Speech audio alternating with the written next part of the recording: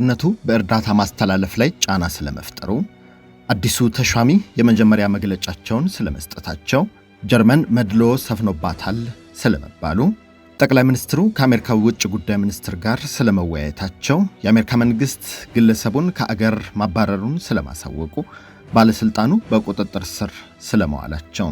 ጤና ይስጥልን። ከብርሃን ቲቪ የሰዓቱን ዜናዎች አሁን እንነግራችኋለን። ዜናና ዝግጅቶቻችን በፍጥነት እንዲደርሷችሁ ገጻችንን ሰብስክራይብ፣ ላይክ፣ ሼር፣ ኮሜንት እንድታደርጉ እንዲሁም የማንቂያ ደውሉን እንድታበሩ በአክብሮት እንጋብዛለን። ጦርነቱ በእርዳታ ማስተላለፍ ላይ ጫና መፍጠሩ ተነግሯል። የመካከለኛው ምስራቅ ጦርነት በእርዳታ አቅርቦት መስመሩ ላይ ጫና ማሳደሩን ያሳወቀው የተባበሩት መንግስታት በሆርሙዝ ሰርጥ የሰብአዊ እርዳታ አቅርቦት ማለፍ እንዲችል ጠይቋል። የሆርሙዝ ሰርጥ ሙሉ በሙሉ በመዘጋቱ ከነዳጅ አቅርቦት ማስተጓጎል በተጨማሪ የመርከብ ጭነት ዋጋ እንዲያሻቅብ አድርጎ መቆየቱን ያወሳው የዶይቼ ቬለ ዘገባ የተባባሰው ጦርነትና ያስከተለው ተጽዕኖ በሰብአዊ እርዳታ አቅርቦት ላይም ጫናው ከፍተኛ መሆኑን የመንግስታቱ ድርጅት የሰብአዊ እርዳታ ኃላፊ ቶም ፍሌቸር መናገራቸውን አስነብበዋል። ሁናቴዎች በዚሁ መቀጠላቸው የሰብአዊ እርዳታ አቅርቦቱን እንደሚጎዳው ያስጠነቀቁት ኃላፊው በዚህም ምክንያት ሁሉም የግጭቱ ተሳታፊ ወገኖች አስተማማኝ የእርዳታ ማስተላለፊያ መስመር በመክፈት እንዲተባበሩ ጠይቀዋል። በዚሁ ንግግራቸው ባለፉት ሳምንታትና አሁንም ጦርነቱ ተባብሶ መቀጠሉን ያመለከቱት ፍሌቸር ውጊያው በምን ያህል በከባድ አደጋ ውስጥ እያለፈ እንደሆነ ማሳያ ነው በማለት ሁሉም ወገኖች ለሰላም እንዲተጉ ጥሪያቸውን አስተላልፈዋል።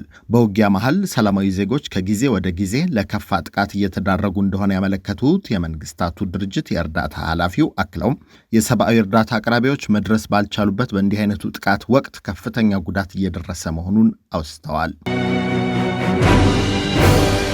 አዲሱ ተሿሚ የመጀመሪያ መግለጫቸውን ሰጥተዋል። በአባታቸው ምትክ የኢራን የበላይ ጠባቂ ተደርገው የተሾሙት ሙጅታባ ሐሚኒ ከሲመታቸው በኋላ የመጀመሪያ በሆነው መግለጫቸው ጭቆናን መከላከል የመንግስታቸው ቀዳሚ ጉዳይ እንደሆነ አመልክተዋል። ጥቃቱ ሲጀመር የተገደሉት የአባታቸው የአያቶላ አሊ ሐሚኔን አስከሬን እንደተመለከቱ የገለጹት ሙጅታባ ከአባታቸው ባለፈ እናታቸው፣ አንደኛዋ እህታቸው፣ የእህታቸው ልጅና የሌላኛዋ እህታቸው ባልም በአየር ጥቃቱ መገደላቸውን ለመጀመሪያ ጊዜ ይፋ አድርገዋል።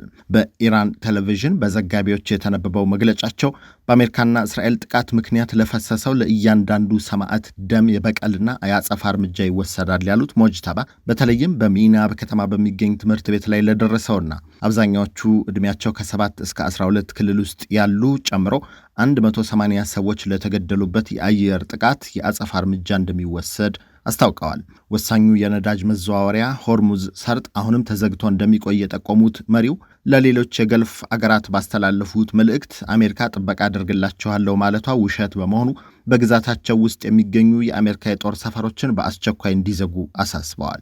በሌላ በኩል ጥቃቱ ከተጀመረ ወዲህ በኢራን ላይ ለደረሰባት ውድመት ካሳ ካልተሰጠ የጠላቶቻችን የአሜሪካና አጋሮቿን ንብረትን ለመውረስ ወይም ለማውደም እንገደዳለን ያሉት ሙጅታባ ኢራን የተከፈተባት ጦርነት በአፋጣኝ ካልተቀለበሰ ጠላቶቻችን ባላሰቡትና በማይጠብቁት ቦታ አዳዲስ የጦር ግንባር እንከፍታለን ብለዋል። አዲሱ የኢራን የበላይ ጠባቂ ሙጅታባ ይህን ይበሉ እንጂ በየትኛው ቦታ የጦር ግንባር እንደሚከፍቱ ባይገልጹ በዚሁ መግለጫቸው ላይ የገልፍ አገራት ለተወደደችው አገራችንና ለሕዝባችን መገደል ምክንያት በሆኑት አካላት ላይ ያላቸውን አቋም በግልጽ ማሳወቅ አለባቸው በማለት አሜሪካ ለሚረዱ አገራት ያላቸውን ተቃውሞ ማሰማታቸው ተነግሯል። ከዚሁ ከገልፍ ቀጠና ውጊያ ሳንወጣ የጸጥታው ምክር ቤት ኢራን በባህረ ሰላጤው አገራት ላይ የምታደርሰውን ጥቃት እንድታቆም ማሳሰቡ ተሰምቷል።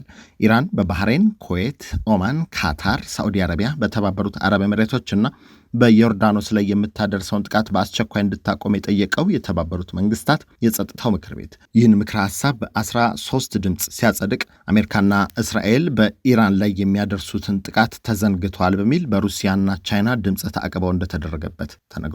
ኢራን በሆርሙዝ ወሽመጥ በኩል ዓለም አቀፍ የባህር ጉዞ መዝጋቷን፣ በዚያ ለማለፍ በሚሞክሩ መርከቦች ላይም ጥቃት ለመሰንዘር መዛቷን ጭምር ጥቃቱን መሰንዘሯን ጠቅሶ ያወገዘው ጉባኤው በሚመለከት በሰጡት ምላሽ አንዳንድ የጸጥታው ምክር ቤት አባላት የተጠቂንና የአጥቂን ሚና ለማቀየር እየሞከሩ ነው ያሉት በተባበሩት መንግስታት የኢራን ቋሚ መልእክተኛ አሚር ሰኢድ ኢራቫኒ አክለውም አገራቸው የዚህን ጉባኤ ሐሳብ እንደማትቀበል አመልክተዋል። ይህን ሐሳብ የሚያስተጋባ መልእክት ያስተላልፉት በተባበሩት መንግስታት የሩሲያ ቋሚ መልእክተኛ ቫሲሊ ንቤንዛይ በበኩላቸው ውሳኔውን ሚዛናዊ ያልሆነ ዓለም አቀፍ ሰላምንና ስርዓትን ለማስጠበቅ የማይጠቅም በማለት እንዳጣጣሉት መገናኛ ብዙሃን አስነብበዋል። ጀርመን መድሎ ሰፍኖባታል ተብሏል። በ2022 ብቻ ከ8 ሰዎች አንደኛቸው በጀርመን አድሎ አጋጥሟቸው እንደነበር ያመለከተው አንድ ጥናት በተለይ በገበያ አዳራሽ ቤት ኪራይ ፈላጊዎች በስራ ቦታ የሚስተዋል በተነገረው በዚህ ችግር በሚሊዮን የሚቆጠሩ ሰዎች እንደተጠቁ ተመላክቷል። የጉዳዩን አሳሳቢነት በማስመልከት በተደረገው ጀርመን ውስጥ መድሎ እንዴት ይከሰታል በሚል ርዕስ የተሰራውን ጥናት በርሊን ከተማ በተደረገ ስነ ስርዓት ላይ ይፋ ያደረጉት የአገሪቱ የጸረ መድሎ ኮሚሽን ኮሚሽነር ፈርዳ አታማን 30,000 ሰዎችን በማነጋገር የተሰራው ጥናት ያስገኘው ውጤት አስደንጋጭ እንደሆነ ጠቁመዋል።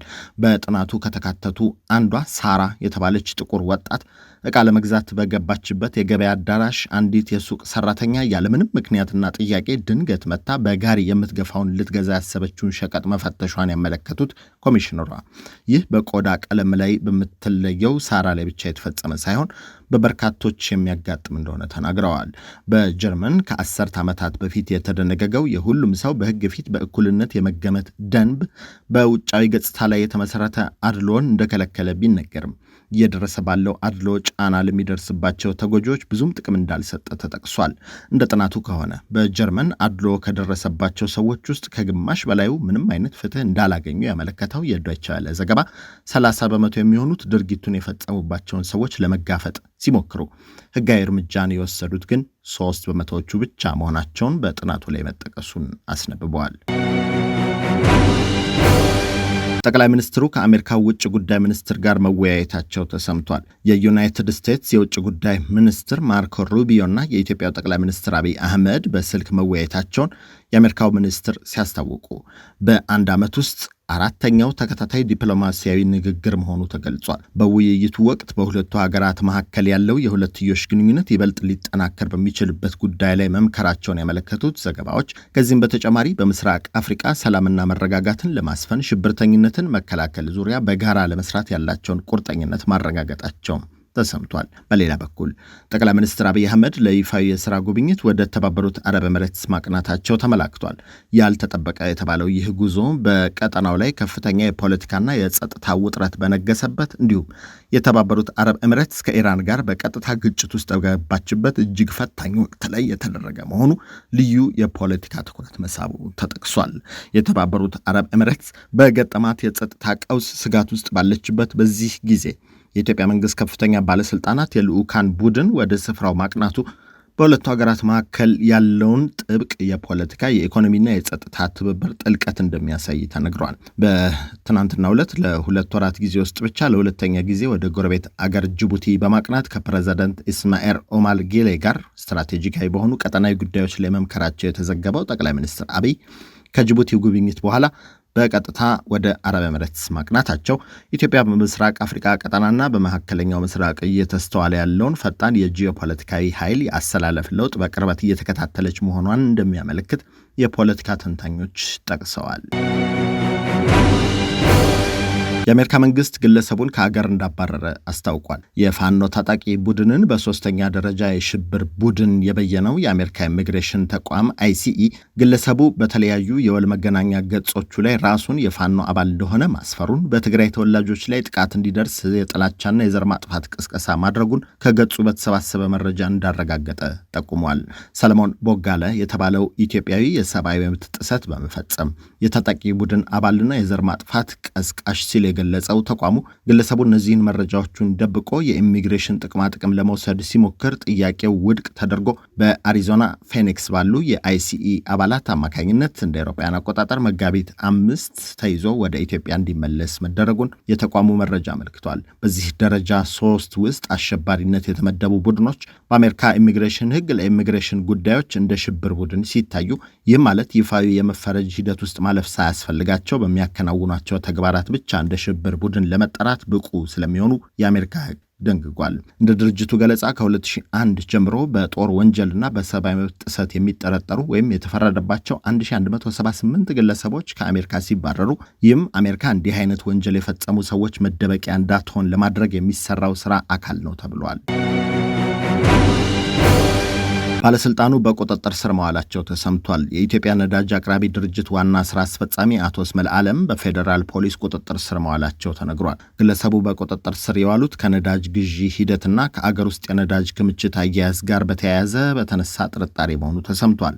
አቶ እስመል አለም ሰኞ ዕለት በቢሮአቸው መደበኛ የስራ ተግባራቸውን በማከናወን ላይ እያሉ የፌዴራል ፖሊስ አባላት በድርጅቱ ግቢ ውስጥ በመገኘት ጥብቅ ፍተሻ ማካሄዳቸውን የዓይን እማኞች ገልጸዋል። ፖሊስ ድንገት ግቢውን በመክበብ ፍተሻ ሲያደርግ እንደነበር የጠቆሙት እማኞቹ በዚህ ምክንያት የድርጅቱ ሰራተኞች ለበርካታ ሰዓታት ከስራ ቦታቸው እንዳይወጡ ተከልክለው መቆየታቸውን አመልክተዋል። በጉዳዩ ዙሪያ ከሚመለከተው አካል የተሰጠ መግለጫ ባይኖርም የስራ አስፈጻሚው መታሰር ከአገሪቱ የነዳጅ ዋስትናና ከግዢ ስምምነቶች ጋር ቀጥተኛ ግንኙነት እንዳለ የጠቆሙት መገናኛ ብዙሃን ተጨማሪ ምርመራዎች እየተካሄዱ እንደሆነ ጠቅሰዋል። ከብርሃን ቲቪ ዜናዎቻችን እነኚህ ነበሩ። ዜናና ዝግጅቶቻችን በፍጥነት እንዲደርሷችሁ ገጻችንን ሰብስክራይብ፣ ላይክ፣ ሼር፣ ኮሜንት በማድረግ እንዲሁም የማንቂያ ደውሉን በማብራት አብራችሁን ብትሆኑ በአክብሮት እንጋብዛለን። ጤና ይስጥልን።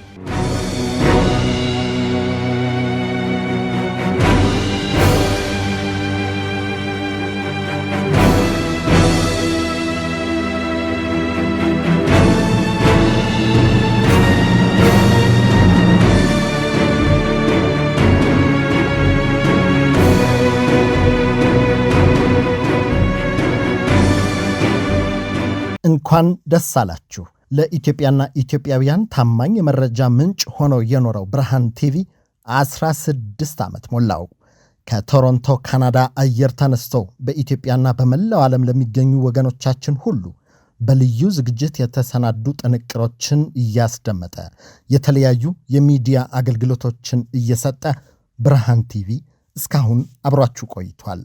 በ2025 የማህበረሰብ አባልነት ፕሮግራማችንን ስንጀምር ላደረጋችሁልን ታላቅ ድጋፍ እያመሰገንን በዚህ በያዝነው በ2026 ይህንኑ የማህበረሰብ አባላት ቁጥር 400 ለማድረስ አቅደናል።